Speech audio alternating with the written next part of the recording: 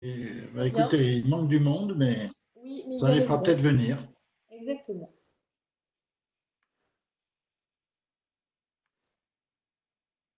Alors, bienvenue à toutes celles et ceux qui nous ont rejoints aujourd'hui.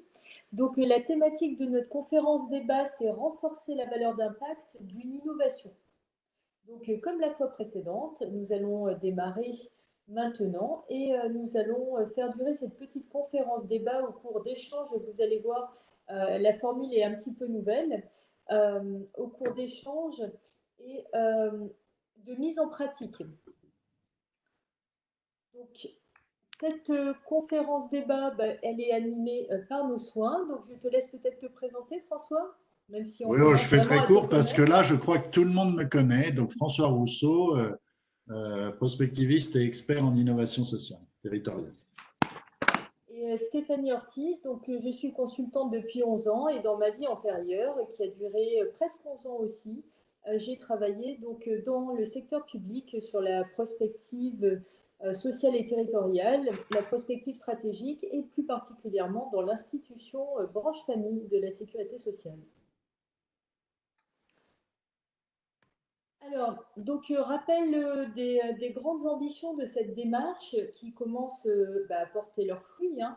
Donc, créer une communauté interdisciplinaire, bah, ce soir encore, nous avons alors un petit groupe pour l'instant, mais qui commence à croître, je le vois en regardant le nombre de participants, un petit groupe donc issu de secteurs assez différents. Donc, nous avons aussi bien les collectivités territoriales avec une forte représentativité et représentation des conseils départementaux. Nous avons également la sécurité sociale et plus particulièrement la branche famille.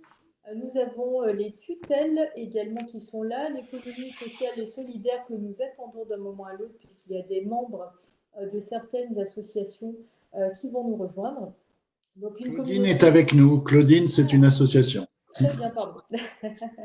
Donc, une communauté interdisciplinaire au fur et à mesure hein, qui continue à se réunir. Une culture commune également, et on a dit se mettre dans une discipline, dans une dynamique pardon, apprenante et être force de proposition. Et ce soir, comme lors des webinaires que nous organisons les jeudis soirs, nous allons voir que nous sommes aussi force de proposition parce que nous allons mettre en pratique un certain nombre d'idées.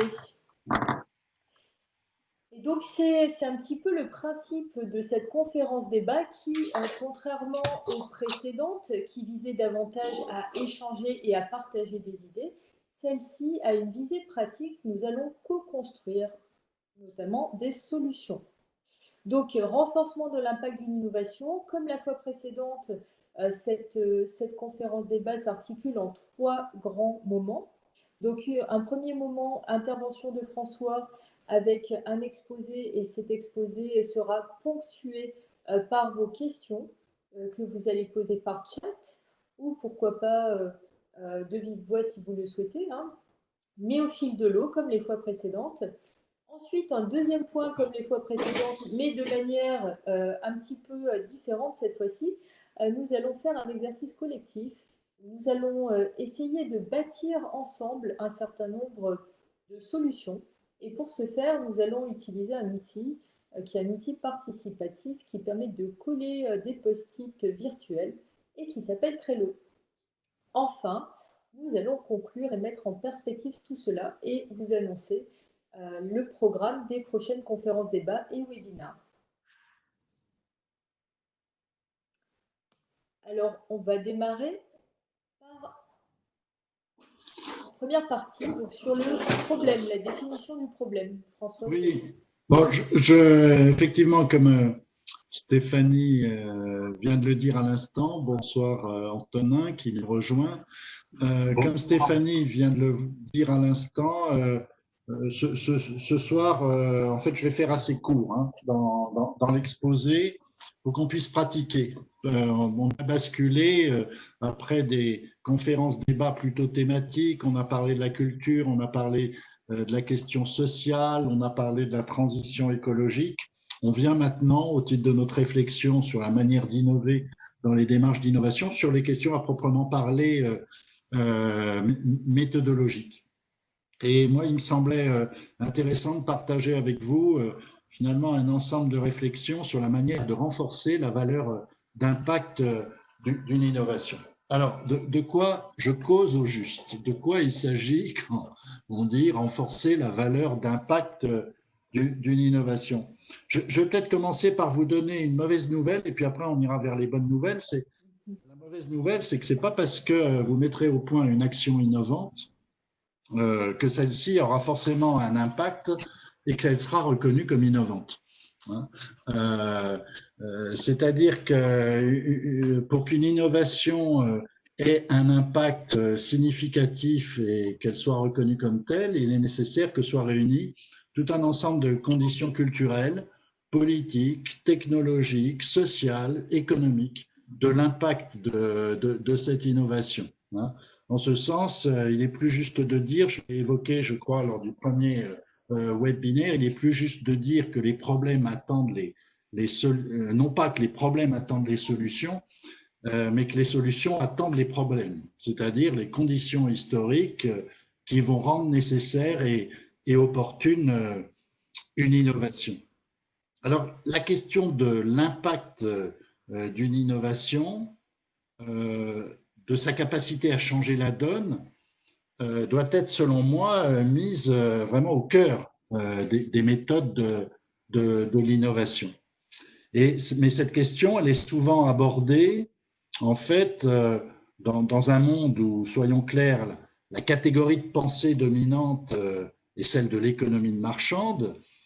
Elle est souvent abordée sous l'angle de la question de savoir si l'innovation va trouver un marché, ou s'il va y avoir une acceptabilité sociale de cette innovation. Mais dans les faits, la question de l'impact d'une innovation est loin de se réduire à la question de savoir si cette innovation va trouver un marché, même va répondre à des besoins, ou à la question de savoir si elle est acceptable socialement. Il y a des tas d'autres critères qui jouent dans le fait qu'une innovation ait un impact. Alors moi, aujourd'hui, ces critères, je les pense au nombre de 7, qui renvoient en fait aux 7 caractéristiques qui sont nécessaires pour qu'on puisse parler d'une action comme étant une action socialement innovante. Une caractéristique très connue, qui est dans à peu près toutes les théories de l'innovation, c'est le fait que l'action, l'innovation, donc l'initiative qui est prise, réponde à un besoin. Vous connaissez la ritournelle, peu ou pas prise en compte à un temps T, où on pourrait dire, ça nous renvoie à la question de la valeur d'usage. C'est-à-dire que l'innovation va répondre à des besoins, des personnes vont utiliser cette innovation, vont bénéficier de cette innovation, vont y trouver un intérêt. On est bien d'accord, intérêt ici ne voulant pas dire forcément intérêt économique. Deuxième caractéristique qui peut faire que l'action ait ou non un impact, c'est le fait qu'elle ait été élaborée ou non collectivement.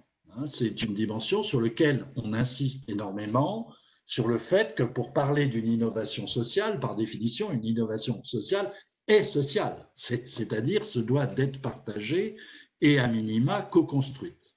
Donc, on peut renforcer la valeur d'innovation d'une action par le fait même que l'on va veiller à ce qu'elle soit co-construite. Troisième dimension, également assez connue, c'est le fait que l'innovation nous renvoie à des nouvelles manières de faire. Pour être plus précis et pour reprendre des termes qu'on a utilisés jusqu'à présent, au fait que l'innovation va activer de nouveaux paradigmes, de nouvelles approches du problème, voire de nouvelles technologies. Mais il y a encore 3 autres caractéristiques de l'innovation qui sont absolument fondamentales, et surtout quand on parle d'innovation territoriale. D'une part, c'est le fait que votre action, votre initiative va ou non optimiser le capital, on va appeler ça comme ça, matériel, social, de l'organisation ou du territoire. C'est-à-dire que votre action aura potentiellement plus d'impact par le fait même, par exemple, qu'elle mobilisera les aptitudes, les compétences des personnes d'un territoire. Elle aura d'autant plus d'impact qu'elle s'appuiera sur les différents lieux sur lesquels à partir desquels on peut agir sur le territoire. Et puis peut-être deux autres entrées, pas peut-être, deux autres entrées qui permettent de renforcer, trois autres entrées qui permettent de renforcer l'impact d'une innovation. D'abord, l'anticipation. Alors ça, c'est quelque chose moi, sur lequel je crois qu'il est important qu'on insiste dans les temps qui viennent. C'est-à-dire que votre action peut avoir un impact à court terme, mais ça ne veut pas dire qu'elle aura un impact à moyen ou à long terme. Hein. Une action, selon que votre action aura seulement un impact à court terme ou également à moyen ou à long terme, elle aura un effet plus ou moins structurant. Et il va de soi que plus votre action a un impact à long terme, plus son potentiel de fait d'innovation, hein, de valeur ajoutée, on va y revenir, est important. Il y a un exercice très simple que l'on peut faire quand on met au point une action innovante, qui est tout simplement de se dire, tiens, je compte faire cela, est-ce que cette action aura encore des effets structurants dans 6 mois, dans 1 an, dans 2 ans? Vous voyez, ce n'est pas le même impact sous le rapport du temps que l'on a, que l'on anticipe ou non dans la définition des actions innovantes. Et donc les deux dernières caractéristiques, c'est le fait qu'on crée des effets dits systémiques. Le mot maintenant est connu au sein de notre groupe, pour ceux qui ne le connaissaient pas, qui ne l'utilisaient pas avant, créer des effets systémiques, c'est-à-dire le fait que l'action va avoir des effets boule de neige, hein, finalement. Une action menée, par exemple, dans le champ social peut avoir ou non des effets boule de neige dans le champ environnemental, dans le champ économique. Et on va y revenir, éventuellement avec les mêmes ingrédients, vous pouvez avoir ou non des effets d'entraînement et des effets de changement systémique. Il y a une dernière caractéristique sur laquelle moi je crois qu'il est important d'insister. Alors c'est ce que Gaston Berger appelait l'humain, hein, c'est-à-dire qu'une innovation va ou non, c'était un peu utopique dans les années 60, hein, sous la plume de Gaston Berger, grandir l'homme. Hein, c'est-à-dire, est-ce qu'au travers de ce que l'on va faire, de cette action nouvelle, hein, on va être ou non porteur d'une vision de l'homme à haute valeur ajoutée. Donc, ça veut dire quoi ça? Ça veut dire qu'on peut renforcer la valeur d'impact d'une innovation en densifiant l'innovation.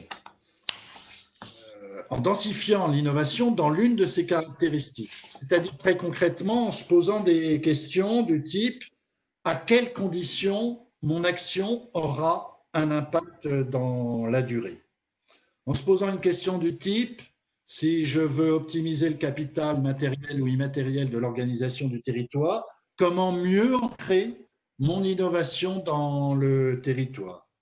En me posant une question du type comment faire en sorte que mon action ait un effet systémique. J'interviens dans le champ du social, ok, mais comment je vais essayer de faire en sorte que mon action, tout en s'appuyant sur les mêmes ingrédients de départ, va avoir aussi des effets, par exemple, au plan économique ou en termes de gouvernance de l'action sur le territoire. Alors, à partir de là, et j'ai dit que j'allais faire court, donc je vais faire court et après on va pratiquer si vous voulez bien pour qu'on comprenne bien de quoi il s'agit. À partir de là, moi ça me semble important dans ce temps introductif finalement de donner quelques repères conceptuels. Donner quelques repères conceptuels. Stéphanie, si on peut changer la diapo.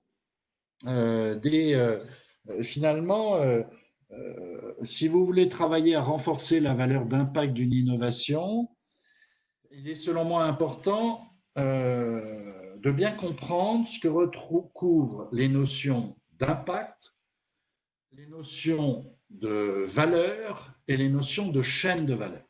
C'est les trois notions qui sont importantes si vous voulez faire ce travail de mise au point des innovations. Alors, l'impact, c'est quoi? L'impact, c'est l'ensemble des effets qu'une action crée dans son environnement à court, moyen et long terme. Je crois que c'est Stéphanie Farjas qui a dû m'entendre utiliser cette métaphore et j'en suis désolé, j'en ai pas changé. Si je prends une pierre, que je la lâche au sol, le fait que la pierre soit au sol est le résultat de mon action, le fait que j'ai lâché la pierre, mais cette action va avoir des effets.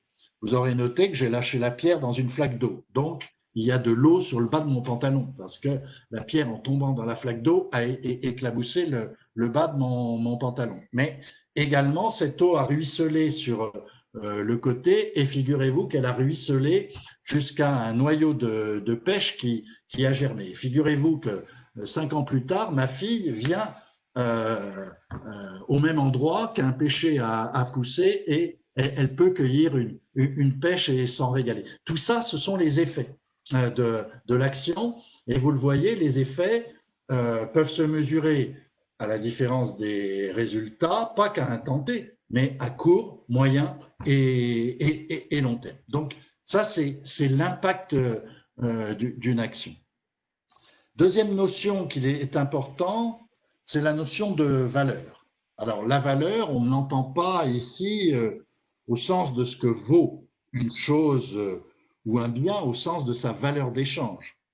On l'entend au sens plutôt de la valeur ajoutée, hein, c'est-à-dire ce que l'action va amener de plus, une valeur ajoutée qui est mesurable aussi bien d'un point de vue quantitatif que qualitatif. Et puis la troisième notion qui est importante, c'est la notion de chaîne de valeur. C'est une notion qui vient de l'économie, mais je crois qu'elle est vraiment très utile quand on veut densifier, renforcer l'impact d'une innovation. Alors, de quoi on parle quand on parle alors, pourquoi c'est important? Bien, en fait, si on veut renforcer la valeur d'une innovation, il faut qu'on se mette dans une situation où on va évaluer précisément la valeur d'une innovation. On va apprécier la valeur d'une innovation, on va donc l'évaluer. Et pour arriver à faire cela, ça suppose par définition d'interroger nos valeurs. C'est-à-dire, il faut se demander, mais au fond, qu'est-ce que l'on va considérer comme apportant un plus? Qu'est-ce que l'on va considérer comme étant une richesse?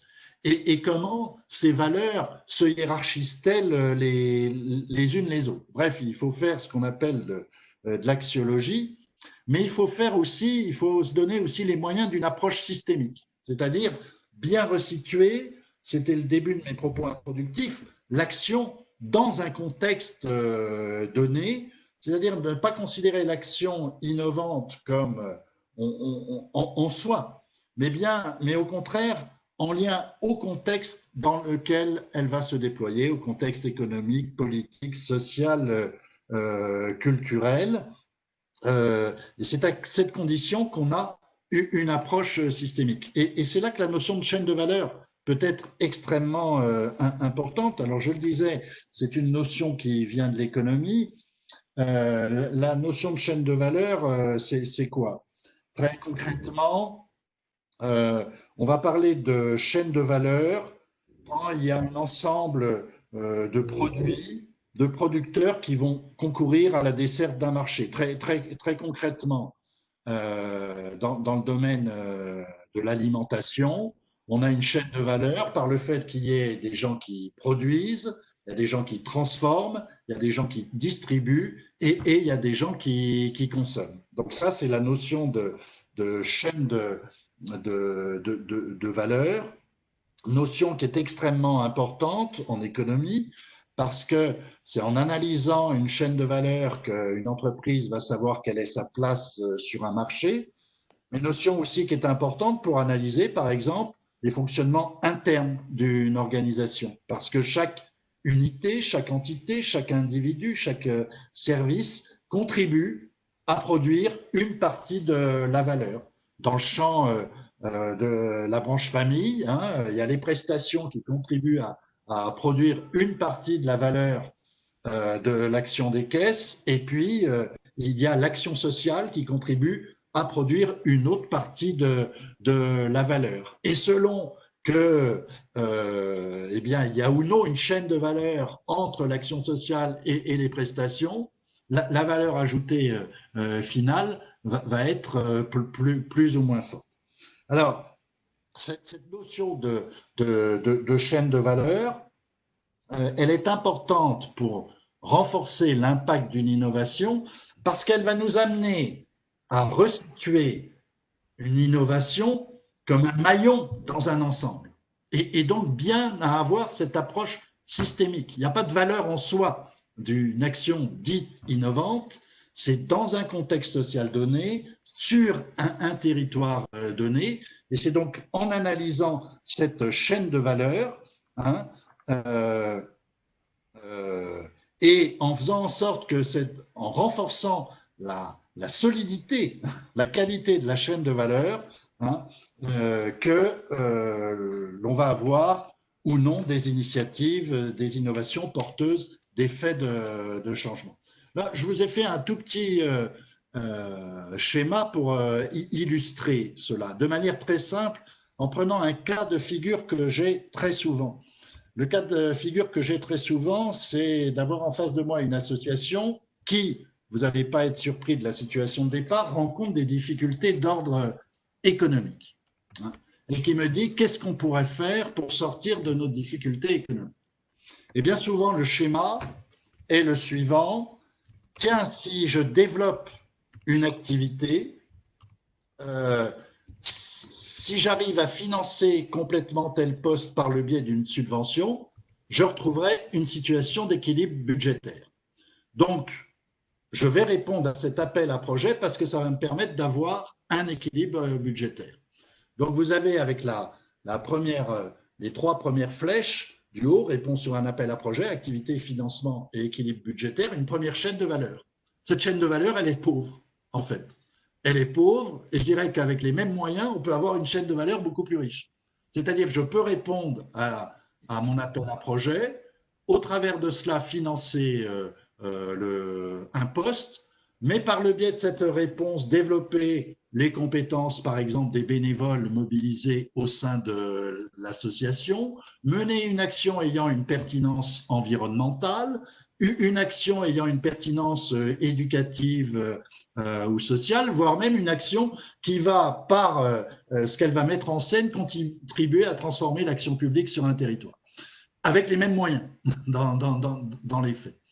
Donc là, on a bien, comment dire, au travers de cette notion de chaîne de valeur, vous avez un fil de conducteur pour voir comment, très concrètement, à partir d'une initiative donnée, on va travailler finalement à faire en sorte que l'action prenne mieux en compte son contexte, prenne en compte la complexité du contexte, les problématiques sociales, voire même environnementales, économiques qui sont à l'œuvre, et plus ces éléments sont pris en compte, plus mon action va avoir des effets de transformation, voire avoir des impacts systémiques.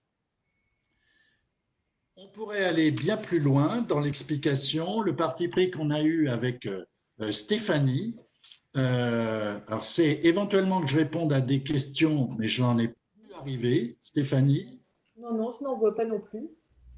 Et donc, ce que l'on vous propose, c'est de prendre quelques questions, mais tout simplement tout de suite passer à la pratique pour que ensemble on arrive à voir comment cela fonctionne. Alors peut-être juste une explication et la diapo qui suit, Stéphanie, s'il te plaît. d'un point de vue pratique, comment on travaille? Comment on travaille? Eh bien, on travaille en deux temps. Dans un premier temps, en lien au champ que l'on veut investir, au travers d'une innovation, on prend le temps d'expliciter les valeurs en lien auxquelles on va travailler. Alors, aussi étonnant que ça puisse vous paraître, c'est souvent le moment qui est oublié dans les démarches d'innovation. C'est-à-dire tout simplement se demander, mais sur quoi je veux créer de la valeur ajoutée et qu'est-ce que je vais considérer comme ayant de la valeur et comment je vais hiérarchiser ces valeurs. Je reprends l'exemple d'une association.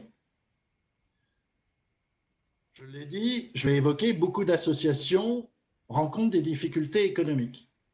Ça a pour effet que bien souvent est mise comme valeur principale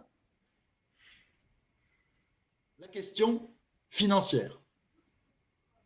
À tel point, quelquefois, même que ces associations, je ne dis pas qu'elles sont les seules responsables de cette situation-là, peu importe ici la question des responsabilités, se donnent quelquefois comme premier objectif un objectif de type économique. À tel point, même quelquefois, elles perdent de vue leur projet associatif et leur mission sociale. Alors que quand on prend le temps de réfléchir à ce qui constitue une richesse, ce qui a de la valeur, les militants de cette association, les administrateurs de cette association vous diront « Non, mais ce qui fait sens pour nous, ce qui a de la valeur, c'est par exemple de faire en sorte que des enfants en difficulté éducative trouvent des réponses à leurs besoins. Hein, ce qui fait sens pour nous, c'est de faire en sorte que telle personne gagne en autonomie par rapport aux technologies du numérique. Bon. Donc, et au titre de la hiérarchisation de la hiérarchie des valeurs, la question économique est bien positionnée en deuxième position, comme un moyen au titre de la mission sociale. Donc, ce temps-là est tout à fait important. C'est-à-dire, dans un premier temps, de se dire, mais par rapport au champ sur lequel on va agir, qu'est-ce que l'on va considérer comme une richesse et comment on hiérarchise ces valeurs. Et dans un deuxième temps, à partir de là, à partir de la base d'action que l'on a posée, eh bien, on va travailler à renforcer la chaîne de valeur et de fait l'impact social de l'innovation. Je ne sais pas si les explications sont claires. Il n'y a pas de... À la pratique. Allons-y. Alors, comme il y avait beaucoup de gens du social, on s'est dit on va aller chercher un exemple dans le champ économique. Et on vous propose un exercice collectif où une chambre de commerce et d'industrie voudrait mettre en place dans la phase de déconfinement un dispositif d'accompagnement des entreprises. Pour les aider à rebondir. Ce que l'on vous propose, c'est bien de faire ensemble l'exercice, finalement, en lien à cette situation-là. Qu'est-ce qui, selon nous, a de la valeur? Comment on hiérarchise ces valeurs, hein, et à partir de là, ensemble, nous demander comment on peut renforcer la chaîne de valeur et donc du même coup l'impact de l'innovation mise en œuvre. On s'y essaye. J'ai vu que Jean-Damien Colombo nous avait rejoint.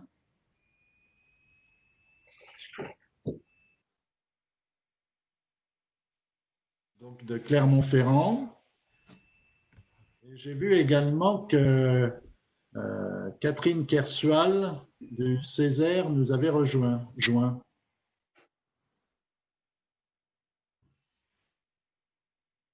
Bien, on les salue. On y va? Alors, ce que je vous propose, c'est d'indiquer vos participations aussi bien oralement que par chat. C'est comme vous souhaitez, hein. On prendra les deux types de propositions. Donc, imaginez que nous soyons un collectif qui doit mettre au point un dispositif. Voilà, on fait partie de la Chambre de commerce et d'industrie. On a été invité par une Chambre de commerce et d'industrie pour mettre au point un dispositif d'accompagnement des entreprises dans la phase de déconfinement. Dans un premier temps, qu'est-ce qui, selon nous, dans cette phase-là, va avoir de la valeur, peut apporter une plus-value à l'action mise en œuvre? Je vais recharger la page parce que je ne voyais pas avec Webex.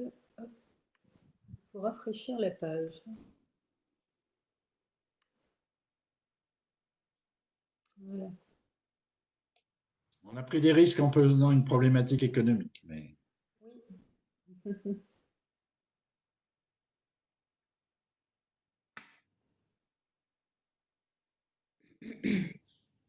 au contraire, ça permet d'être distancié. Allez, qui se lance?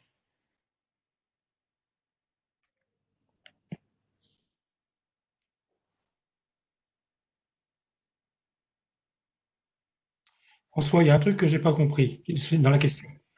Est-ce que c'est de chercher des critères d'évaluation concernant l'initiative de la CCI ou des critères d'évaluation qui seront inscrits avec, dans les entreprises, dans l'accompagnement? D'après toi? Les deux peuvent être intéressants. C'est pas la même question, tout à fait. Non, c'est pas la même question, mais ce que la problématique que tu poses est centrale par rapport à notre affaire. Elle est centrale parce que, euh, pour le coup, une structure ne peut être innovante qu'au regard des effets qu'elle crée dans son environnement. Bien souvent, la difficulté que l'on a à innover vient du fait qu'on se centre sur le développement de la structure ou de l'action de la structure et non pas sur les effets de l'action de la structure dans son environnement. D'où l'importance d'ailleurs dans les méthodes de design social, par exemple, du fait de se pencher, d'essayer de faire un virage à 180 voire 360 degrés, hein, 180 c'est-à-dire de s'intéresser aux besoins des personnes en direction desquelles on agit, et 360 c'est-à-dire d'en tirer les conséquences pour sa propre action. Maintenant, dans la hiérarchie, ta question nous renvoie à la hiérarchie des valeurs, hein, c'est-à-dire que les valeurs d'impact pour les entreprises accompagnées, si on veut mettre en œuvre des innovations fortes, doit l'emporter sur la valeur d'impact, sur la valeur de l'action de la CCI.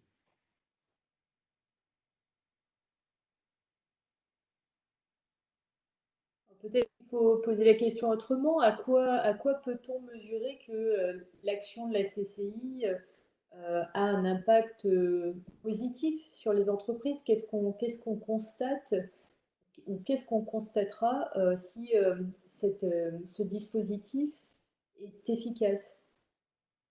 On peut partir de là, oui.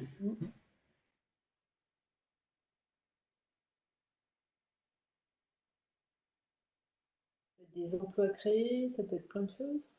Tu as dit, Stéphanie? Ça peut être des emplois qui sont créés, par exemple.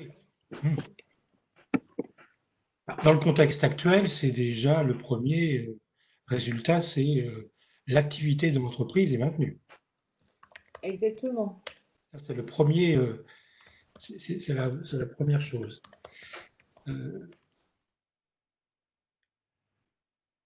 La deuxième, elle est la condition, c'est l'humain. C'est-à-dire, la première chose, c'est qu'il faut que les salariés, les collaborateurs, comme on veut les appeler, adhèrent à un processus de réflexion de cet accompagnement-là. Ce n'est pas qu'avec le chef d'entreprise. Beaucoup d'entreprises, pas toutes, hein, en difficulté économique, la première raison, elle est managériale.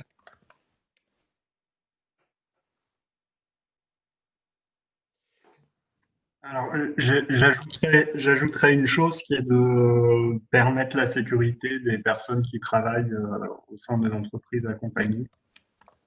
Sécuriser l'emploi ou la Ah non, sécurité La personne sanitaire? dans la santé, je le comprends Sécuriser, comme ça. d'accord. Voilà.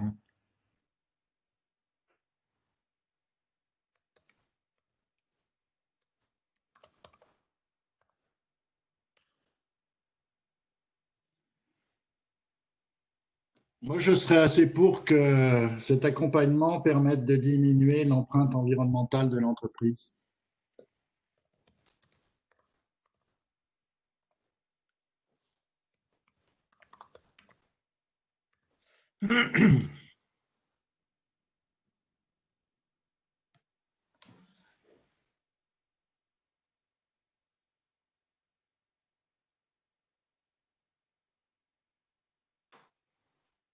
C'est toujours impressionnant dans les systèmes de web binaire, le silence, quelquefois, que l'on peut avoir.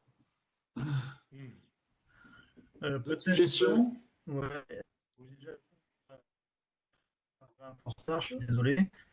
Peut-être dans le contexte de déconfinement, ce qu'on pourrait imaginer comme critère d'évaluation, du moins, je ne sais pas si je suis dans le bon registre, hein.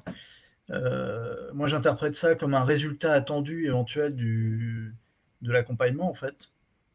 Je pense qu'il y aurait peut-être une évolution du modèle économique de l'entreprise. Est-ce que cet accompagnement-là ne peut pas permettre de s'interroger sur ce qu'elle produit, l'entreprise, que ce soit des biens ou des services? Est-ce qu'il ne faut pas faire évoluer voilà, le type de produit, la manière de le faire, et puis de le financer et de le vendre? Voilà, si je veux être un peu... Vers une économie peut-être plus de proximité, résiliente, comme on dit. Oui, par exemple, ouais. Réfléchir à des formes de relocalisation, peut-être rapprocher, rapprocher sa production, enfin des lieux de matières premières, vendre plus proche de là où se trouve l'entreprise. Bon, tout ça, ça peut être des pistes, mais en tout cas, ce que je veux dire, en matière de résultats attendus de l'accompagnement, ça pourrait être ça. Ça pourrait être amener l'entreprise à réfléchir un peu à son modèle de production, ce qu'elle produit, pourquoi et comment.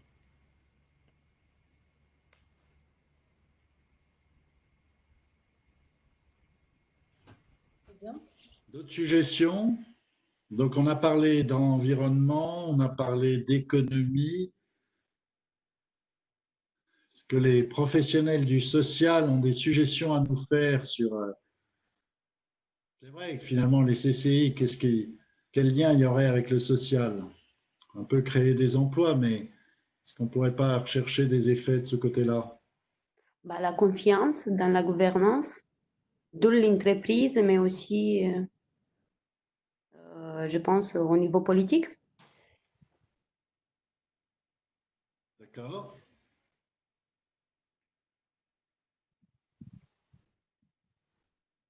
Donc là, Cornelia, tu penses à ce qu'on a évoqué, quand on a évoqué, par exemple, quand Jean-Luc nous a parlé de Lubrizol? Je sais pas, enfin, je n'ai pas compris. Non, mais quand on parlait, je dirais, de la place des entreprises dans un territoire et des impacts de leur action dans le territoire, quoi. Exactement, c'est ça, oui, Et finalement, la confiance que les habitants pouvaient avoir dans l'activité de ces entreprises sur le territoire. tout à fait. Dans ce sens-là. D'accord?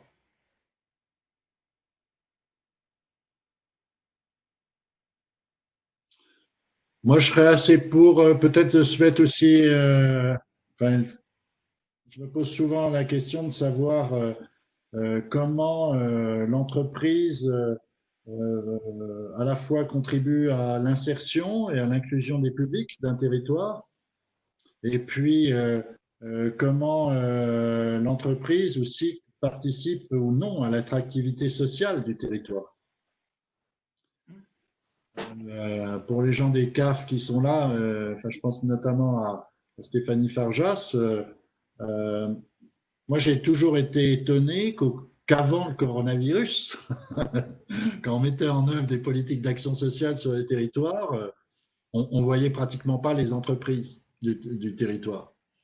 Alors que de fait, elles sont un vecteur potentiel de lien social et extrêmement puissant.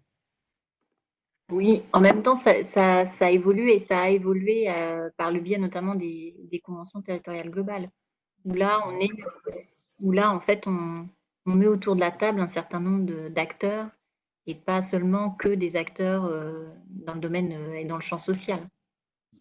Nous, on a des territoires où effectivement, les élus, quand il s'agit d'un projet de territoire, ils ne le pensent pas qu'au niveau social, ils le pensent aussi au niveau économique, au niveau culturel.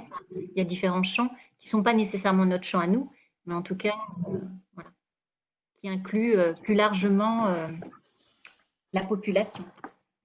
D'accord, donc on pourrait avoir un effet recherché en termes de, je ne sais pas comment le formuler, mais je dirais d'engagement ou d'implication territoriale des entreprises, non?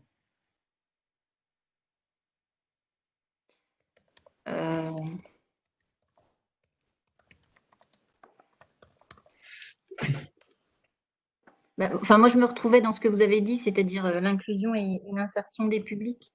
Oui. Enfin, on pourrait en tout cas avoir ce regard-là. Entrer, si on était sur une visée sociale, on pourrait entrer par cet axe-là autour de l'inclusion. Et puis, Catherine Kersuan nous propose aussi une meilleure connaissance par le territoire de ces entreprises et une mise en relation des entreprises entre elles. Donc ça, c'est extrêmement intéressant, comme tout ce qui s'est dit par ailleurs, parce que selon qu'on recherche ou non cet effet-là, eh bien, on ne va pas conduire l'action de la même manière. Hein. C'est-à-dire qu'on peut tout à fait mettre en place un dispositif d'accompagnement qui va s'adresser individuellement à chacune des entreprises, ou un dispositif d'accompagnement qui va faire travailler ensemble les entreprises sur un territoire et qui va faire travailler les entreprises et la collectivité territoriale ensemble dans la recherche de solutions. Vous voyez comment, en fonction de ce que l'on va prendre en compte comme système de valeurs, la manière dont on va mettre en œuvre l'action innovante, dont on va la connecter à son environnement, va être différent.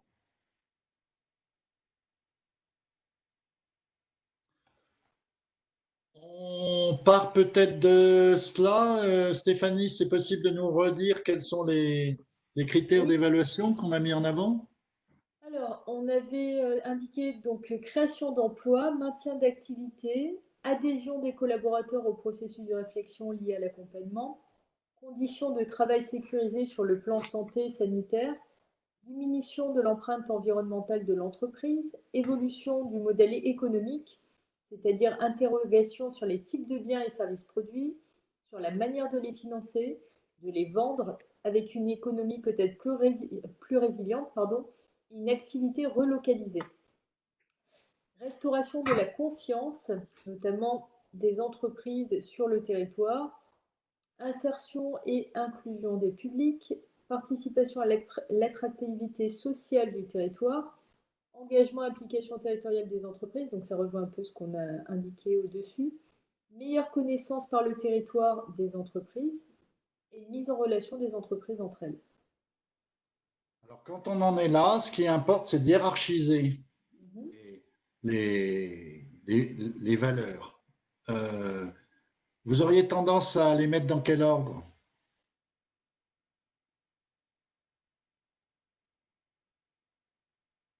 Là, en votre âme et conscience, hein, nous sommes en 2020.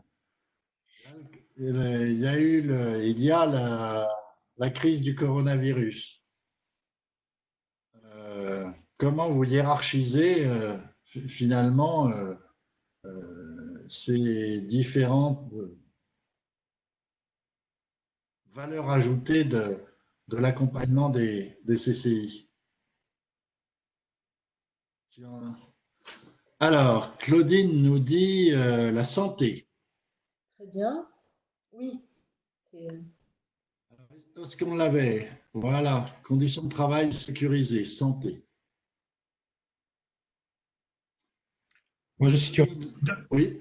Oui, moi, ce serait plutôt l'implication territoriale suivie de l'évolution du modèle économique. D'accord. Donc, implication territoriale. Ne le vois plus. Tac. Engagement, implication territoriale. Presque à la fin, Stéphanie. Très bien. Ah oui, oui, oui, je l'avais mis. Hop là. Donc, en deuxième, ceci, voilà. C'est la première question, c'est à quoi je sers? Oui. Pour moi. Et ensuite, qu'est-ce que je produis? Et ensuite, les conditions, dont la santé. Antonin, on ne vous entend plus.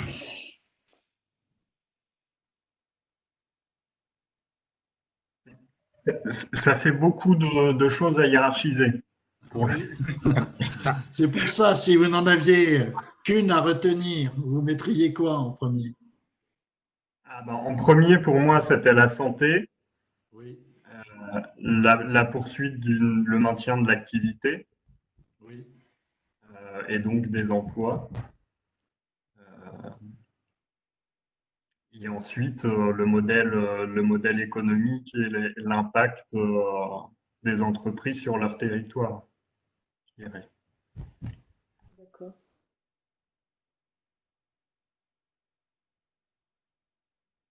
Alors, je remonte d'un cran. Maintien d'activité. Il y a débat pour le coup. Il y a débat. Un vrai point de débat. C'est-à-dire que, parce que l'activité, en l'état, a un certain nombre d'impacts, positifs ou négatifs. Hein. Voilà, donc peut-être qu'avant de maintenir l'activité, il faut peut-être réfléchir à l'impact de cette activité sur le territoire. Ça peut être aussi le territoire qui vient, les besoins du territoire qui viendraient en premier, sans doute. Donc, la suggestion de Jean Damien, on la garderait, hein, l'évolution du modèle économique. Voilà. D'accord. Donc, je vous propose qu'on garde principalement conditions de travail sécurisées, engagement et implication territoriale des entreprises, évolution du modèle économique et maintien d'activité, voire création d'emplois.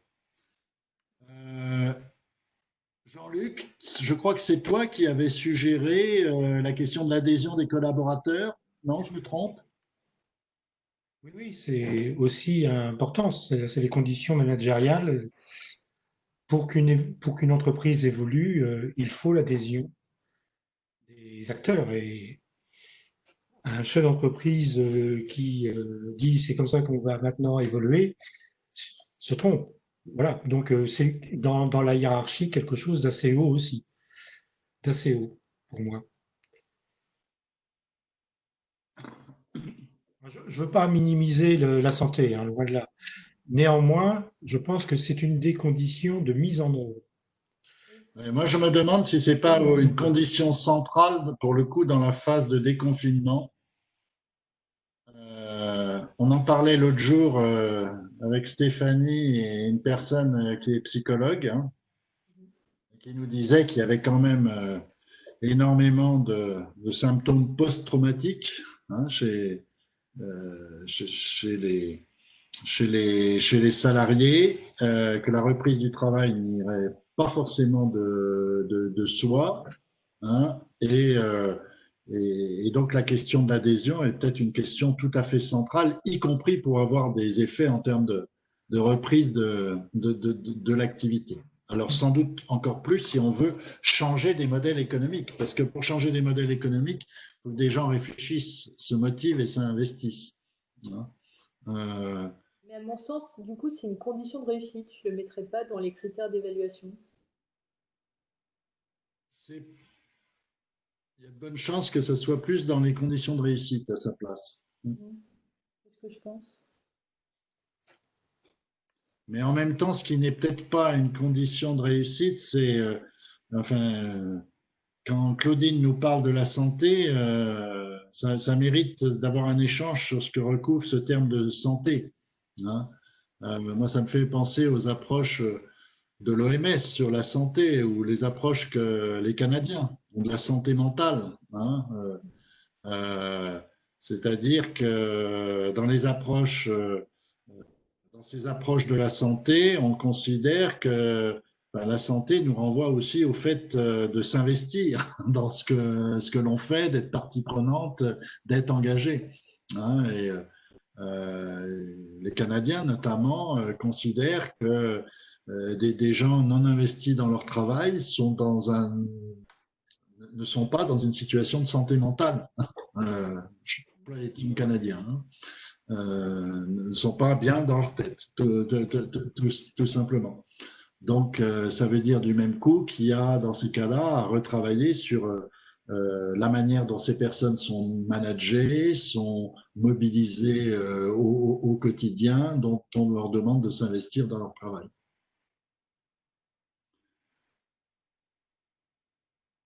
On se dit 2-3 mots sur les conditions de réussite.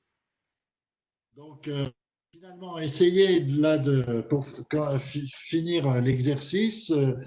Comment vous auriez tendance à envisager cette action innovante d'accompagnement par les CCI pour à la fois à ce qu'elles contribuent à faire que les personnes aient des conditions de travail sécurisées, donc à minima ne soient pas mises en danger, hein, dans une logique de prévention des risques liés au coronavirus, à maxima pour qu'elles soient en pleine forme et parfaitement investies dans leur travail, pour que cette action permette de renforcer l'implication des entreprises dans la vie de leur territoire, que cette action contribue à faire évoluer le modèle économique et ipso facto à maintenir l'activité.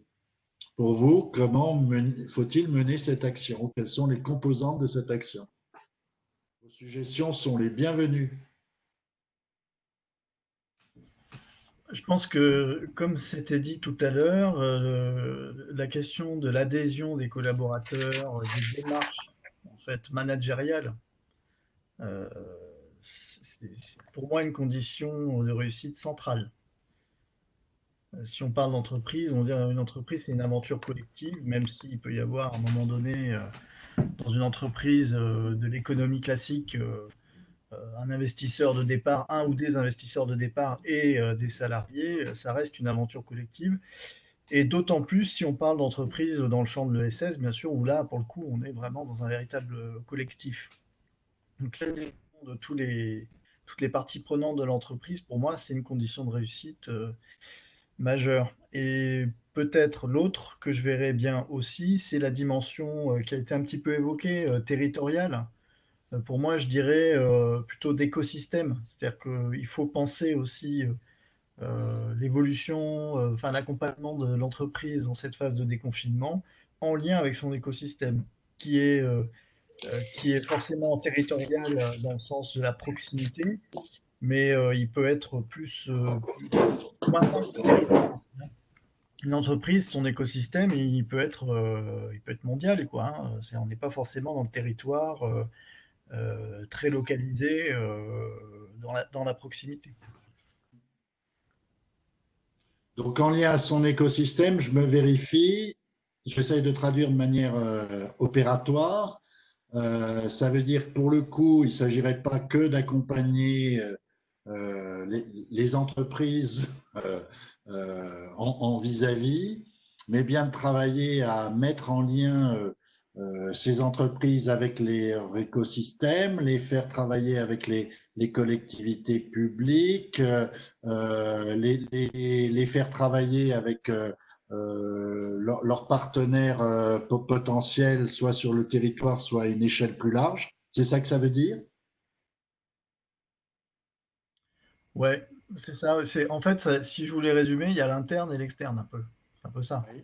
interne sur la mobilisation des collaborateurs qui sont dans l'entreprise, et puis l'externe, bon, les autres entreprises, les autres acteurs sociaux, les collectivités, les autorités diverses et variées, enfin tout ce qui peut constituer à un moment donné un écosystème d'entreprise. Donc, ce que l'on est en train de dire, c'est quelque chose, je veux dire, qui est quelquefois un lieu commun de l'innovation, mais qui a peut-être toute sa portée dans la période actuelle. C'est-à-dire que l'initiative de la CCI aura d'autant plus d'impact que ça génère des processus collectifs et en interne et à l'externe. C'est-à-dire que si ça permet bien cet accompagnement d'enclencher, je reprends les termes de Jean Damien, de l'aventure collective, hein, et en interne et en externe. Ça veut dire quand même ça, dans une période où les chefs d'entreprise se posent des questions, pour certains d'entre eux, très anxiogènes, hein, où les managers peuvent eux-mêmes se poser des questions très anxiogènes, d'amener les entreprises à se dire, avec les salariés et avec notre écosystème, on va travailler à identifier des opportunités et à opérer des changements.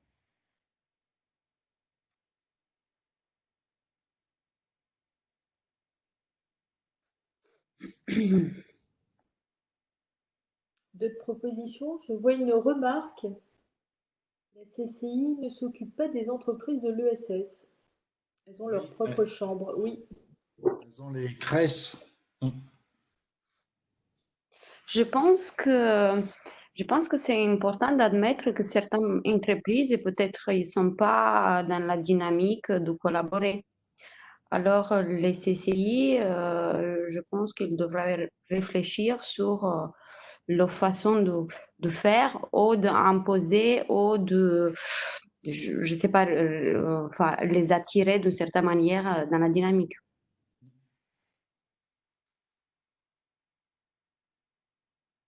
D'autres réactions? Je vois que Gaël Rougerie nous a rejoint.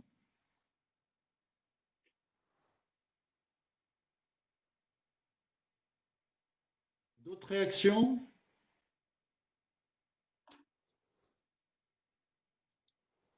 C'est un sujet un peu plus difficile, en effet.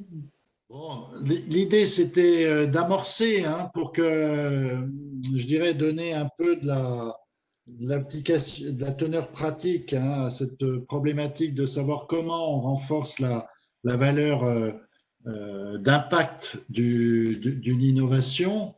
Moi, je me permets une synthèse et puis éventuellement on prend quelques questions. Claudine, juste avant le début de nos travaux, avait une question. On peut y revenir, Claudine, si vous voulez. Hein, et puis on met en perspective. Ça vous convient? C'est l'angoisse des conférences débats où tout le monde coupant son micro, on n'entend pas toujours les réponses. Donc, par rapport à l'exercice, enfin, voilà, on veut renforcer la valeur d'impact d'une innovation.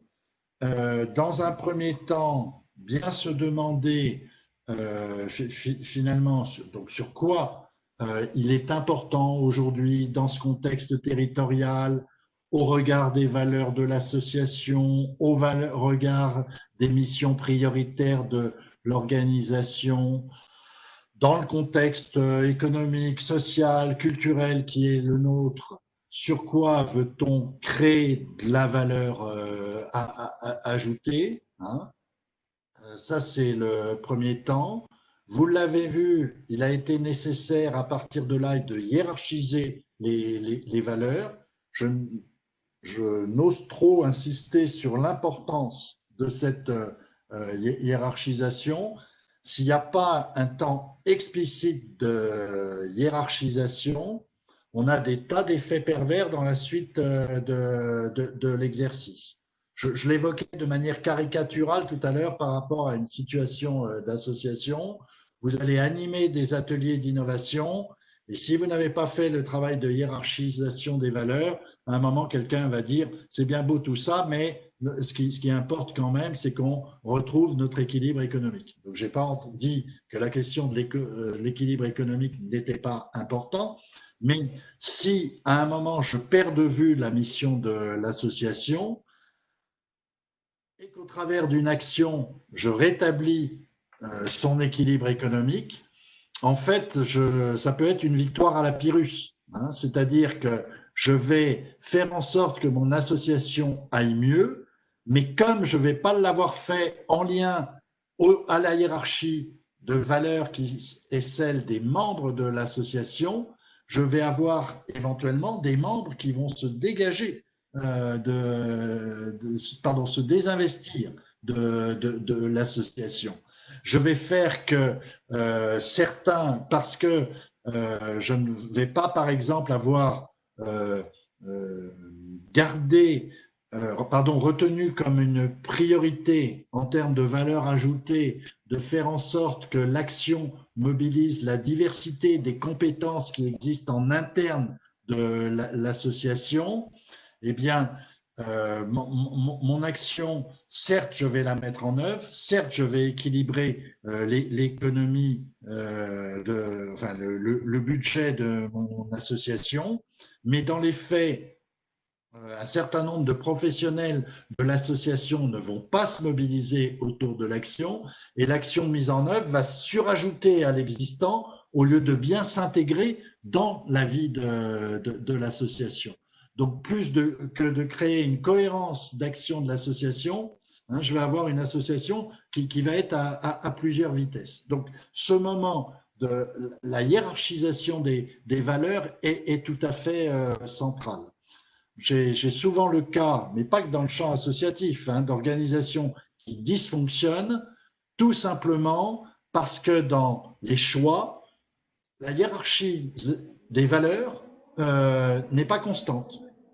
Mais elle n'est pas constante parce que cette hiérarchie n'a pas été explicitée. Et donc, ensuite, à partir d'une innovation dont vous avez à peu de frais, je dirais, décrit les contours, vous passez votre temps, enfin, vous faites l'exercice de vous demander, mais pour que mon action ait plus de valeur, comment je vais m'y prendre? C'est-à-dire, vous repartez des différentes valeurs que vous avez explicitées et vous explicitez la manière dont l'action va être conduite pour qu'on ait bien cette valeur qui soit présente.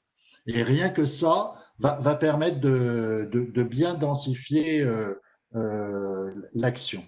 Un point qui est important, mais on l'a évoqué lors de la conférence débat sur la conduite, sur les questions de transition écologique, un point qui est fondamental, hein, pour qu'il y ait un vrai impact d'une innovation, c'est bien la question de savoir jusqu'à quel point l'action que je mets en œuvre prend effectivement en compte les données de contexte.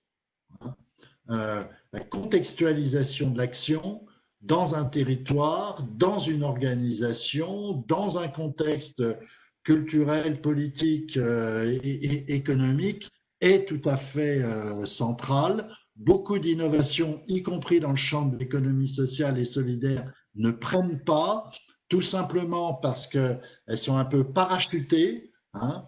Elles sont mises en œuvre sur un territoire à partir d'une vision extrêmement macro de ce qu'il faudrait faire sur un territoire, sans qu'on ait suffisamment travaillé à prendre en compte la spécificité du contexte dans lequel on va faire pousser cette innovation.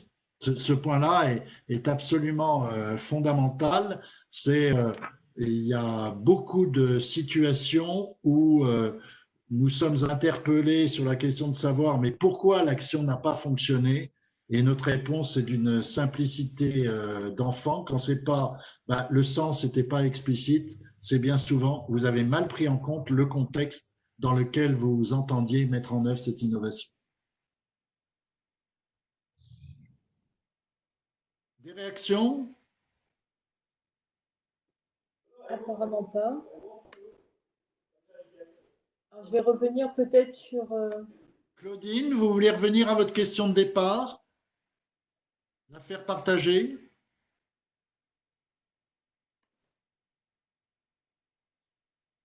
Oui, je ne l'ai pas reformulé, mais c'est comment ne pas se faire voler ce qu'on fait sur le terrain par toutes les reformulations qui ont lieu à d'autres niveaux.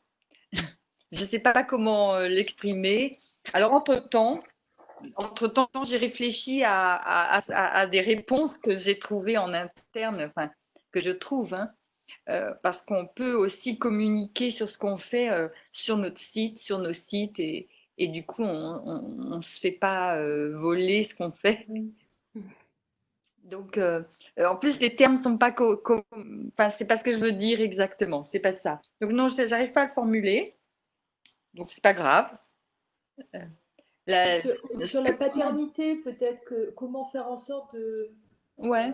voilà, de faire reconnaître la paternité finalement de son idée ou de son dispositif, puisque ce sont finalement ce sont des approches et ce ne sont ni des œuvres littéraires, donc c'est assez compliqué de faire reconnaître la paternité d'une approche, si je comprends. Bien. Merci. Je vais réfléchir à ça. Merci.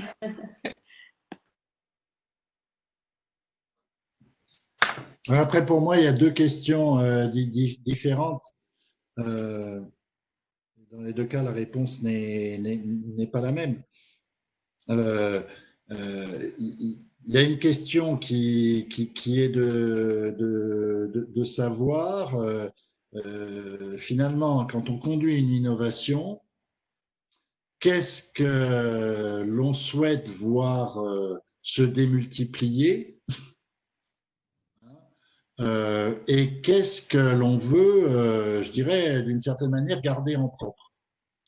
Je dis ça parce que quand je travaille avec les structures qui sont dans le champ de l'économie sociale et solidaire, si elles veulent innover, il faut qu'elles arrivent à dépasser une forme de paradoxe qui est que leur ambition est bien souvent que ce qu'elles proposent soit généralisé, voire soit institutionnalisé. Qu'une innovation associative à un moment soit généralisée, c'est pas forcément une mauvaise chose, en lien à la mission que c'est donné l'association. Et puis il y a de fait une deuxième question, c'est comment faire en sorte que ce que l'on lance ne soit pas, je dirais, déformé, alors pour le coup récupéré, hein, et appauvri dans son contenu. Et je crois que cette question-là, elle est fondamentale, notamment pour les structures de l'économie sociale et solidaire qui innovent, ou d'ailleurs pour toute structure qui innove. Pour rien vous cacher, moi, quelquefois, je me suis mordu les doigts d'avoir suggéré des perspectives d'innovation, parce que quand j'ai vu à un moment les choses s'institutionnaliser, je me suis dit non, c'est pas ça du tout que je voulais dire. Et c'est pas ça du tout que je voulais suggérer. C'est-à-dire, je trouve qu'il y a une question tout à fait délicate quand on innove, qui est finalement le fait de bien réunir, avant que l'innovation se diffuse, les conditions de cette diffusion et les conditions de cette généralisation. Et je trouve qu'on n'est pas, pour le coup, là, il y a un vrai enjeu en termes de rupture dans les démarches d'innovation. Moi, je suis très déçu du faible, mais vos réactions et je dirais vos contradictions sont les bienvenues là-dessus, mais moi, je suis très déçu par la faible part qui est donnée en France à l'expérimentation. Parce que normalement, c'est à ça que sert une expérimentation. une expérimentation, ça sert aussi à réfléchir aux conditions de généralisation d'une innovation, hein, c'est-à-dire en amont de l'essaimage d'une innovation, à bien réunir les conditions de diffusion de l'innovation et de mise en œuvre généralisée. Et bon, on voit quelquefois des démarches d'expérimentation en France, mais malheureusement, avant même la mise en œuvre de l'expérimentation, on a déjà conclu qu'il fallait généraliser et on ne se donne pas toujours les moyens, je veux dire, véritablement, de se mettre sur des démarches apprenantes. Je fais un peu la transition avec la prochaine fois. Hein, c'est le deuxième regard méthodologique qu'on aimerait partager avec vous. Pour le coup, s'il y a peut-être un enjeu en termes de rupture dans les démarches d'innovation, c'est bien de se donner les moyens d'avoir de véritables démarches apprenantes. Enfin, moi, il me semble que quand l'action publique s'est révélée dans certains domaines si peu anticipatrice, évidemment, je refais écho à la crise du Covid-19, hein, quand dans tout un ensemble de domaines, on n'a pas encore réussi à mettre en œuvre des actions d'innovation véritablement transformatrices. On l'évoquait dans les derniers webinaires. Enfin, la question environnementale, elle date pas d'hier. Hein, elle a quand même 45 ans, cette question. Les questions de pauvreté ne datent pas d'hier. Les questions d'inégalité ne datent pas d'hier.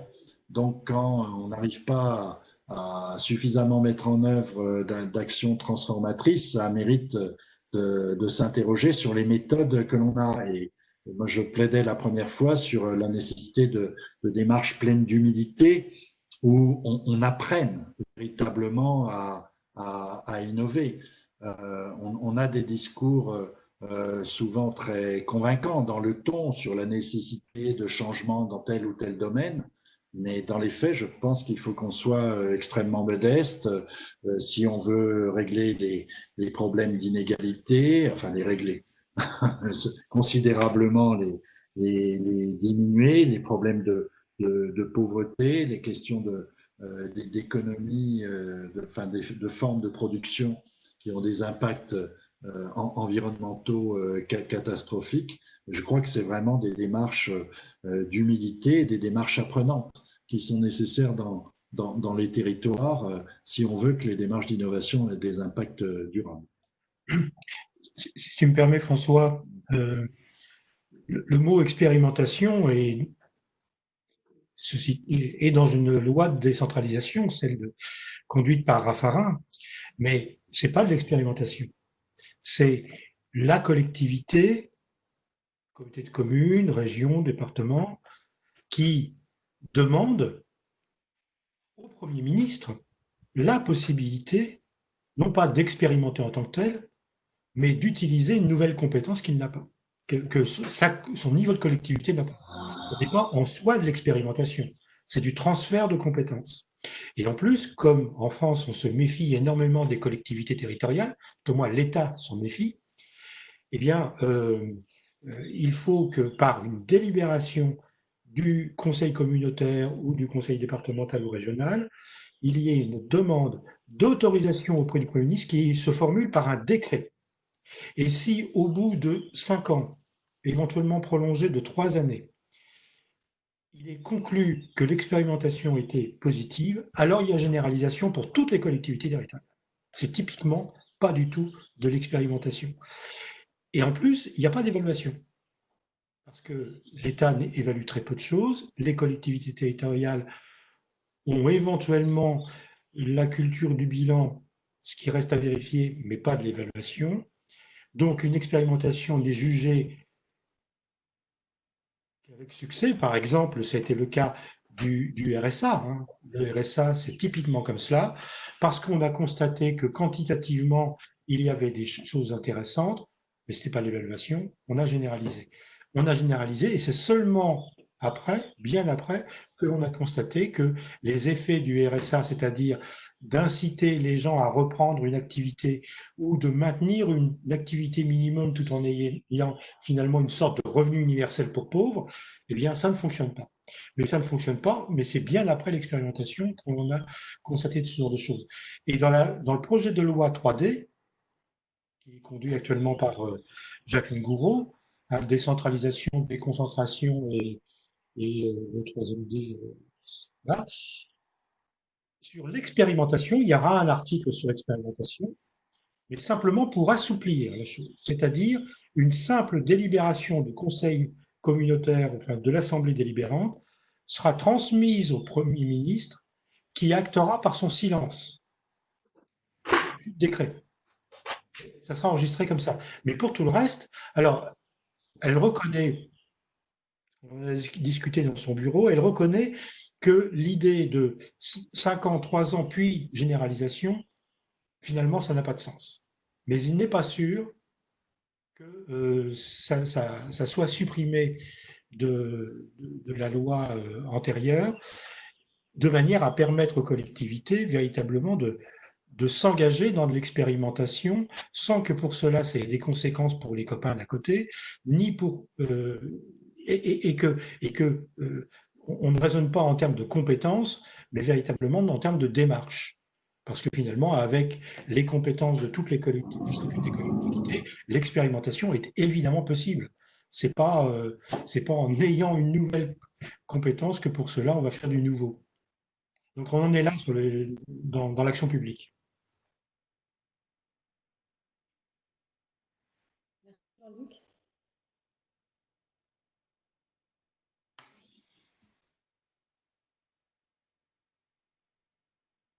François, Non, je trouve que c'est une question très, très, très vaste parce que ça me renvoie aussi aux échanges que l'on a eus sur la culture de l'innovation dans les collectivités territoriales et dans les administrations, voire même dans le champ associatif. Hein. Euh, Parce que derrière tout ça, c'est la question de la prise de risque. Derrière tout ça, c'est la question des modèles d'organisation de l'action publique. Je ne sais plus, j'arrive pas à retrouver là le nom de la disposition législative qui permet, par exemple, de passer un marché d'innovation, justement. J'avais, Je l'ai plus quand en j'ai tête. écrit, pardon. Je l'ai pas en tête, mais oui, oui. Voilà, c'est tout à fait possible. Et quand j'ai fait mon bouquin là, sur innover dans les collectivités, j'avais noté que le taux de recours à ça était extrêmement faible. C'était pratiquement pas pratiqué dans les collectivités, parce que qui dit démarche d'innovation dit résultat incertain. Hein. Donc jeu avec l'incertitude. Et donc, du même coup, ça allait complètement à l'encontre du fait que si on passe un marché, il faut que ça produise, on attend du marché que ça produise ceci et cela. Donc, il y a des vrais enjeux je dirais, de changement de logiciel, de paradigme, si on veut développer véritablement une culture de l'innovation. je crois qu'il y a une question de Gaëlle Rougerie. Est-ce que tu la vois ou il faut que je sorte de là? Hop là. La lire. Que pensez-vous de l'appel des cadres territoriaux à s'engager dans la transition écologique territoriale? Alors moi, j'ai du mal à répondre parce que je ne vois pas à quel appel vous faites référence, Gaël, mais c'est parce que je lis aussi tous les jours de nouveaux appels.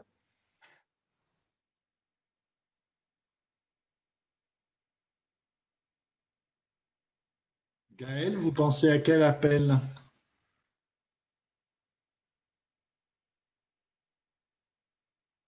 On ne vous entend pas, peut-être que le micro est coupé.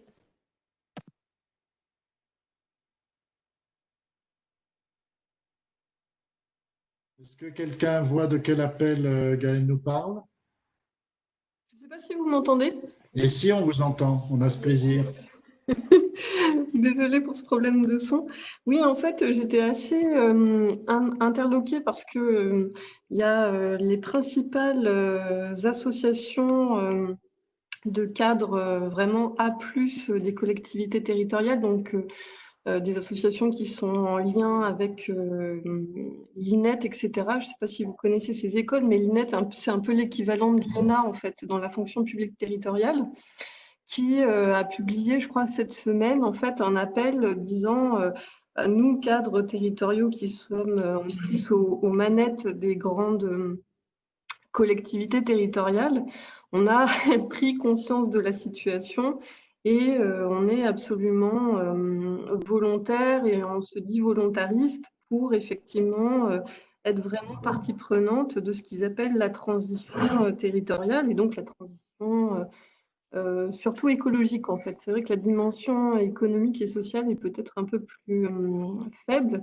Enfin, en tout cas, c'est une lecture rapide qui m'a fait qui me fait dire ça. Et c'est vrai que du coup, en la lisant, je me dis est-ce qu'on peut d'une certaine manière les croire? Est-ce qu'on est dans une situation où effectivement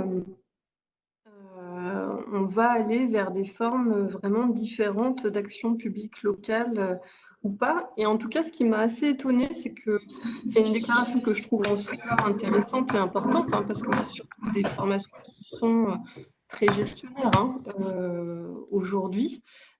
Donc le fait que des associations comme ça puissent quelque part faire de cette seule logique gestionnaire est assez intéressant. Après, ce qui était étonnant, c'était que c'était un appel effectivement très descendant, c'est-à-dire c'est comme s'il n'existait rien aujourd'hui et que avec leurs petits bras et gros bras, attention, tout allait désormais se passer sur les territoires, alors que on se rend compte que finalement, au-delà des expérimentations, je dirais un peu institutionnelles, il se passe plein de choses sur plein de micro-territoires. Et finalement, il y a plein de formes d'organisation qui existent. Et c'est vrai qu'à un moment donné, ça serait aussi intéressant d'aller à la rencontre de formes d'expérimentation peut-être un peu plus sauvages, mais parce qu'elles peuvent être aussi apprenantes et en soi, elles peuvent être des modèles qu'on pourrait largement démultiplier à d'autres territoires. Je trouve que dans votre présentation des choses, Gaëlle, vous avez tout dit. C'est-à-dire, comment dire, la transition écologique territoriale, socialement, territorialement, économiquement, elle est déjà en cours depuis 20-25 ans. Hein. Il y a des tas d'initiatives dans les territoires qui sont prises. Donc, s'il y a une question centrale, c'est celle de savoir quel est le positionnement souhaitable de l'action publique, hein, pour pouvoir amplifier cette transition, faire qu'elle puisse peut-être un peu plus s'institutionnaliser, devenir plus structurante, et en posant les choses sous la forme il faut qu'on s'engage, hein, comme si on partait de rien. Il y a un risque éventuel finalement que cette initiative soit d'entrée de jeu un peu mal positionnée. Je fais exprès d'être un peu provoquant.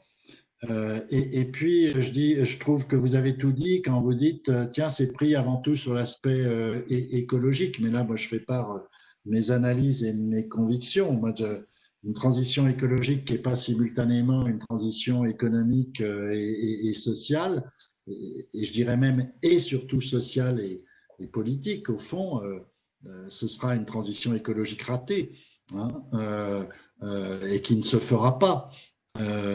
Donc, si la transition écologique n'est pas prise de manière systémique, donc si elle est prise de manière gestionnaire, elle ne se fera pas. Donc, mais ce n'est certainement pas un jugement quant à la bonne volonté, voire même, je ne connais pas dans le détail cet appel dont vous parlez, mais enfin, voilà, je crois que ça nous amène à nouveau à questionner la place de l'action publique et surtout à faire valoir que l'importance d'avoir sur ces questions-là des approches extrêmement systémiques et pour le coup surtout pas gestionnaires. Or, un DGS de collectivité ne sait faire qu'une chose, gérer. Voilà, moi j'ai très peur, enfin très peur, non, j'ai pas peur. Je suis très vigilant à veiller par rapport à ces questions de transition écologique, que ça ne se traduise pas simplement par des aménagements plus éco-responsables, que ça ne se traduise pas simplement par des pistes cyclables et des fermes urbaines qui fonctionnent à coup de subvention. Mais que ça soit bien des initiatives engageantes socialement et que ça soit des initiatives qui à terme arrivent à s'équilibrer économiquement et aient un véritable ancrage et impact social. Parce que s'il n'y a pas cela, ça n'aura pas d'effet transformateur.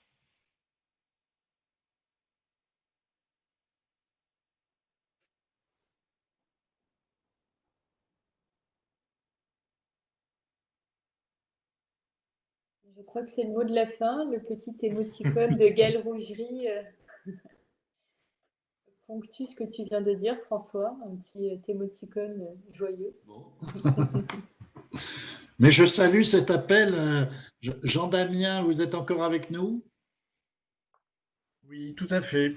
Vous connaissez cet appel? Non, j'en ai pas pris connaissance, mais je connais bien l'INET, par contre. Bon. C'est un joker, Ouais, oui. Après, on trouve dans ces réseaux, on trouve de tout. On trouve en effet des gens qui sont très gestionnaires, qui sont plutôt sur des positions, sur des emplois,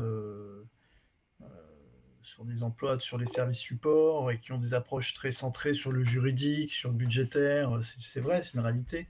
On trouve aussi plein de gens qui viennent du social, qui viennent du privé, qui viennent, voilà, et qui ont aussi un autre regard sur les collectivités territoriales et sur, il faut le dire, à la fois en termes d'organisation interne et en termes de politique publique. Donc, voilà, moi j'ai connu des DGS qui étaient tous sauf gestionnaires hein, aussi.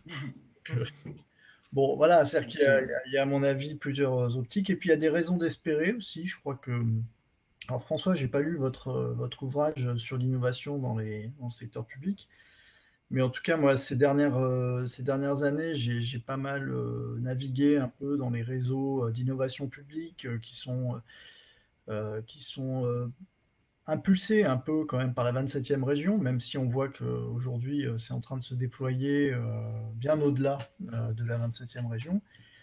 Et notamment beaucoup dans les collectivités territoriales. Et pour moi, par exemple, ça c'est une raison d'espérer quand même. Hein. C'est-à-dire qu'au sein de l'action publique locale, il y a tout un réseau d'acteurs, de fonctionnaires territoriaux qui ont envie de porter des innovations, de travailler avec des élus, pour développer des innovations dans différents domaines.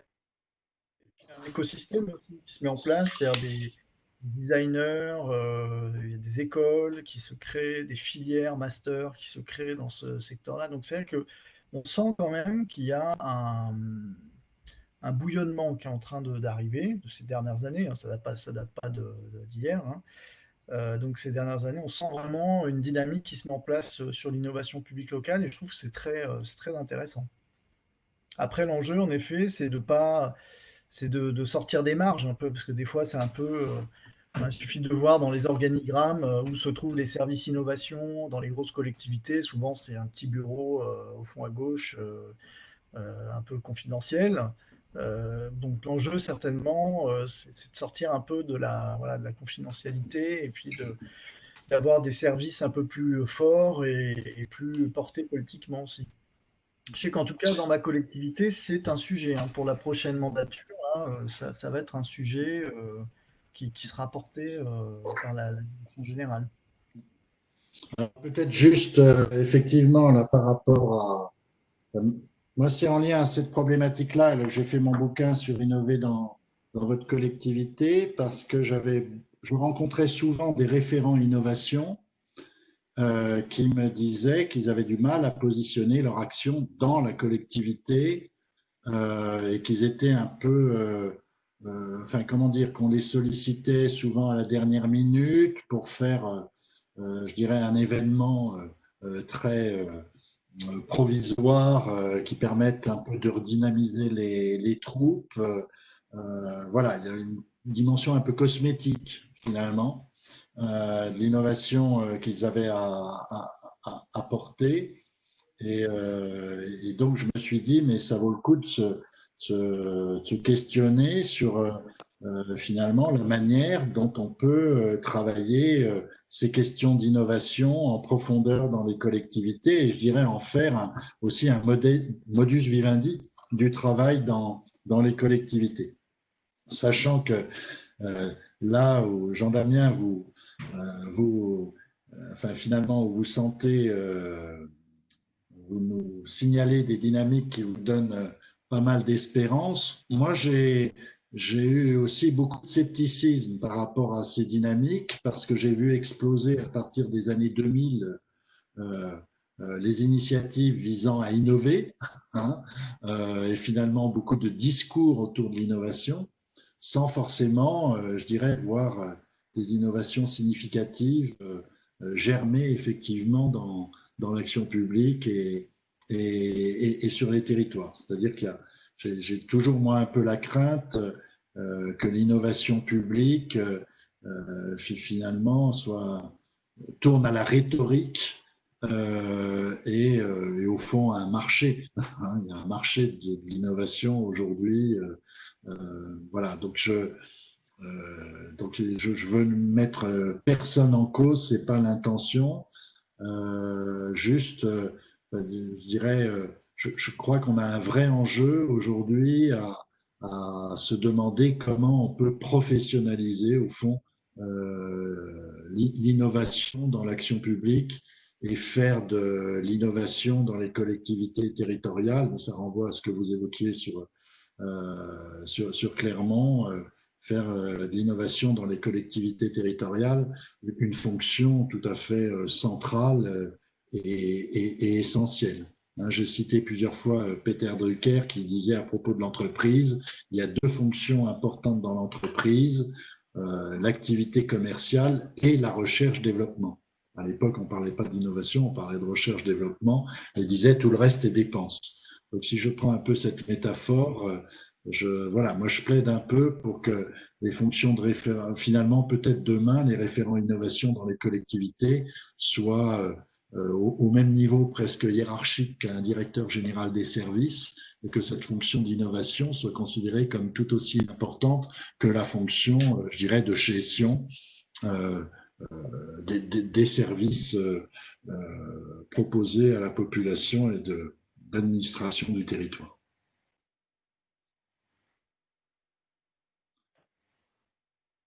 Je fais la transition, on se quitte là peut-être. Allons-y, donc je vais… Écoutez, juste en deux mots, on avait prévu tout un cycle de conférences débats. On a une dernière conférence débat programmée la semaine prochaine. Il y en aura d'autres, sincèrement pas au rythme d'une fois par semaine. Parce que c'est assez ardu pour nous finalement de tenir ce rythme. Et puis, on aura soin de diversifier de plus en plus les intervenants avec le thème donc innover dans l'animation d'ateliers d'innovation. Jean-Damien évoquait le design de services. On échangera autour de ces méthodes, mais on échangera aussi justement sur ces démarches d'expérimentation, hein, sur ces démarches apprenantes Je me souviens qu'on en avait parlé pas mal, Claudine, du temps d'expérience de Mona Lisa, de ces démarches apprenantes. Donc, la semaine prochaine, on aura ce thème-là, avec une intervention de Julia Passot, qui n'a pas pu être avec nous aujourd'hui, donc de la Turbine, qui nous parlera des ateliers d'inspiration, notamment pour travailler sur la dimension culturelle d'une innovation, hein, vous en souvenez. Et puis, nous poursuivrons sans doute ce cycle de conférences-débats, mais je viens de le dire, pas au même rythme.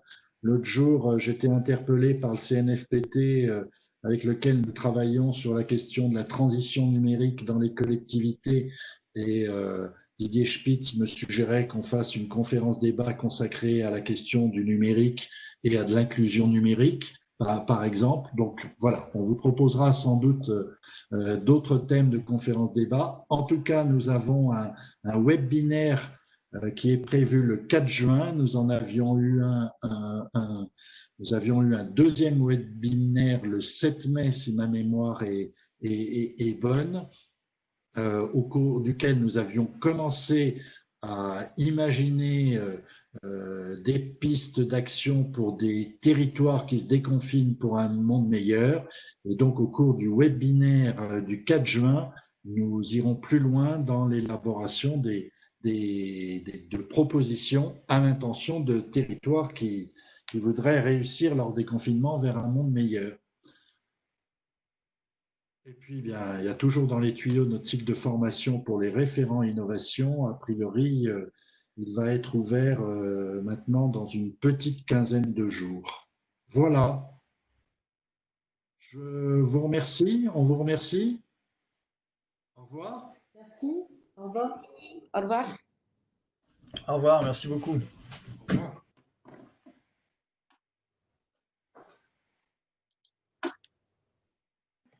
Au revoir. Au revoir. Au revoir. Au revoir.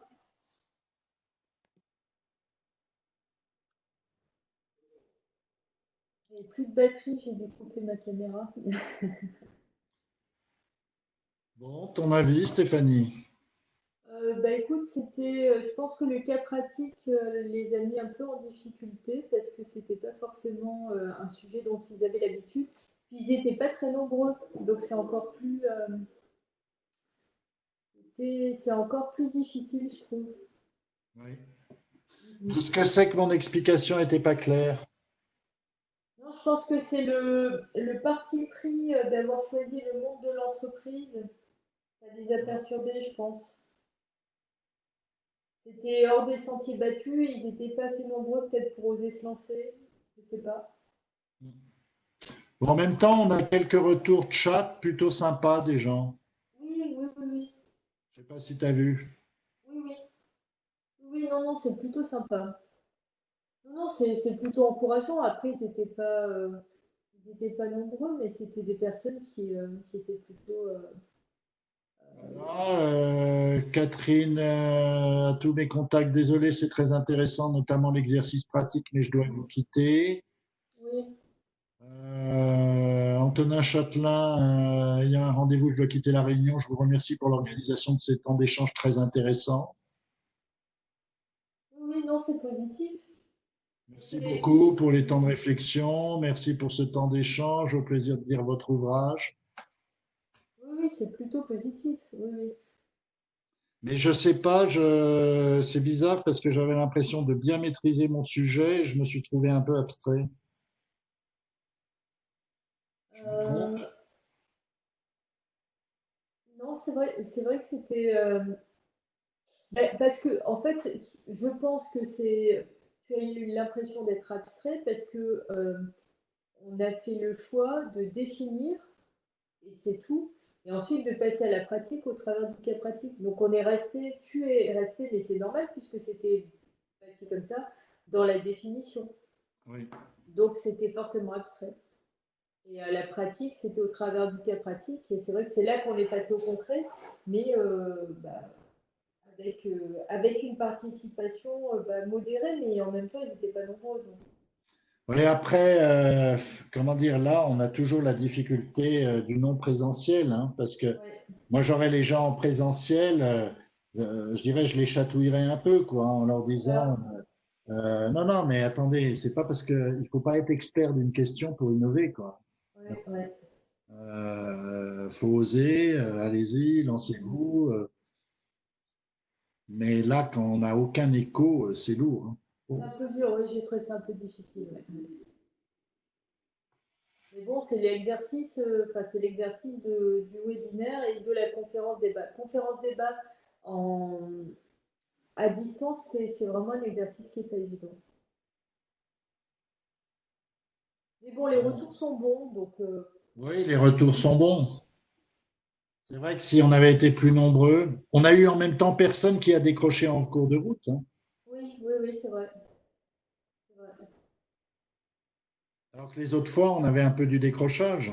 Mhm, On était peu nombreux, mais ils sont restés tout du long. c'est ça.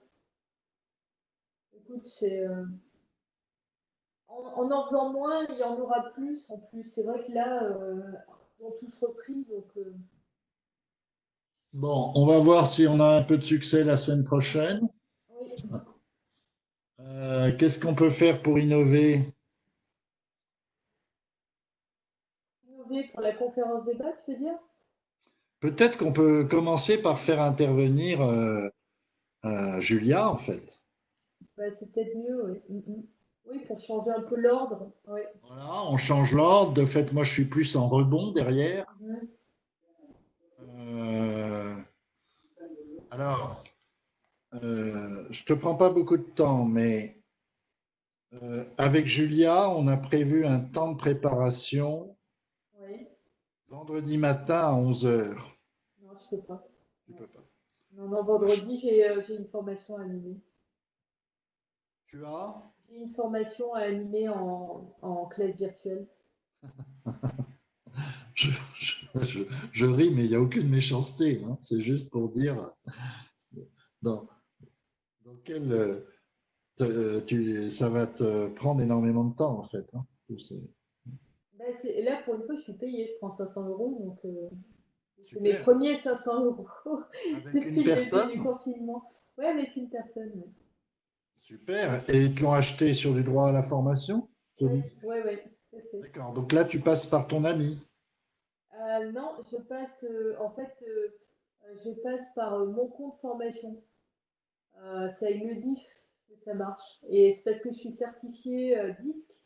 Et en fait, donc, je suis adossée à un organisme certificateur pour DISC. Ah, Et je ne donc, savais pas ça. voilà. Donc, du coup, je peux vendre DISC. Et comme pareil pour le certificat Voltaire, là, pour le coup, c'est moi qui le fais passer. Donc, il y Mais de a, voilà, fait, on ne peut pas, dans les formations qu'on lance, s'adosser à toi dans un premier temps? bah, si c'est pour faire disque ou le certificat Voltaire, oui. Sinon, pour le reste, non, j'ai pas le droit.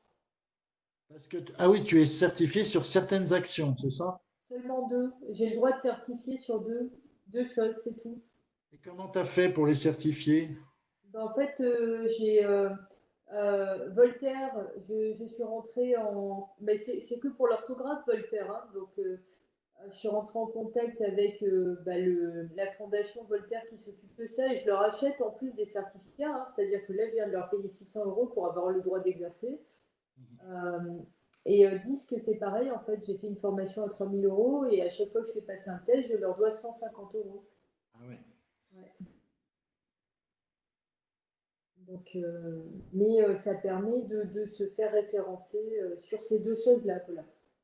Alors, Après, tu me dis si je comprends bien, tu as des organismes qui sont certifiés et oui, si tu suis leur formation, ils te certifient. c'est ça. Ou Donc alors nous, tu il peux nous faut t'adosser. nous faire certifier sur les actions de référent innovation pour certifier ensuite des formateurs. Oui, mais ça n'existe pas sur référent innovation. Donc en fait, ce qu'il faut faire, c'est être certificateur soi-même. Mais pour être certificateur, il faut monter un dossier RNCP avec une branche professionnelle. Enfin, c'est l'enfer, ça coûte 6 ou 8 000 euros. Pour, C'est un sacré business, hein. ouais, c'est très compliqué. C'est très compliqué, ça devient. Mais je pense que l'idée, nous, ça serait d'être certificateur. Mais il faudrait monter, il faudrait reprendre. Ok, ben on va y aller peu à peu, hein, de toute Oui. façon. On va déjà essayer de mettre en ligne nos deux formations, là, nos deux premières. Oui.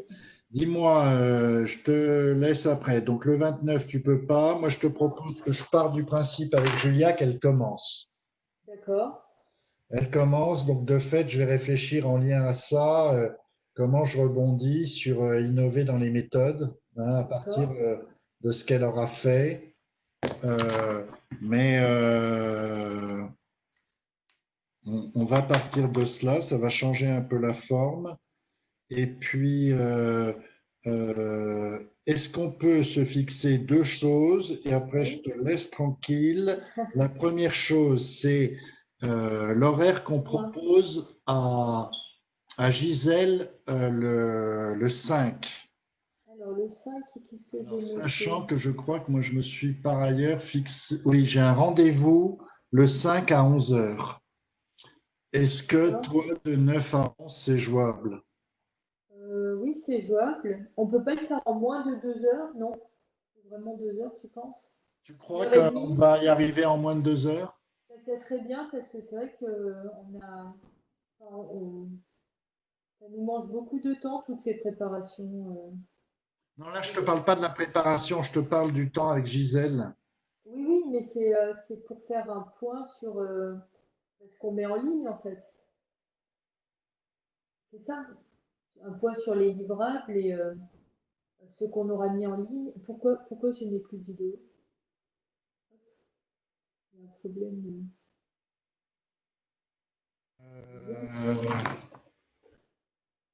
Oui, en principe, on aura presque tout mis au point, hein. Oui, c'est Donc, ça. on peut se dire, on se donne 1h30. Je pense que ça serait bien, comme ça je peux avancer. Peut-être faire en 1 heure d'ailleurs, hein. Mais, Oui, non, mais je suis d'accord avec toi en même temps qu'il faut qu'on réduise. oui, parce que moi, du coup, c'est vrai que j'ai plus le temps d'avancer sur pas mal de Puis, choses. il faut qu'on se cale temps de préparation de conférences débat et du web du 4. Ouais. À quel moment tu as de la marge, toi? Attends. Tac. Ça se remplit sacrément, hein, la vache. Oui. Donc là, on a dit 9h30. Je ne sais pas pourquoi il ne veut pas. Tu travailles le 1er juin, toi, ou pas? Oui, je travaille tous les jours. Je suis tellement en retard sur tout, je n'en sors pas. On a un webinaire le 2 Oui. et le 4. On va préparer les deux en une seule fois, hein. Oui, je pense, oui. On se fait le 2 de 11h à midi.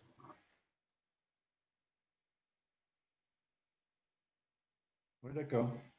Ok.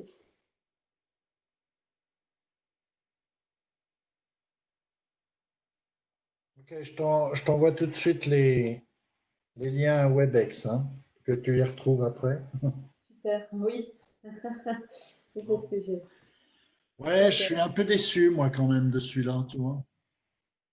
Euh, J'imaginais ça plus vif, plus dynamique. Ben moi, dans la mesure où on a prévu, l'enregistre, voilà. Dans la mesure où on avait prévu de faire des travaux pratiques, j'imaginais en effet qu'il serait un peu plus impliqué.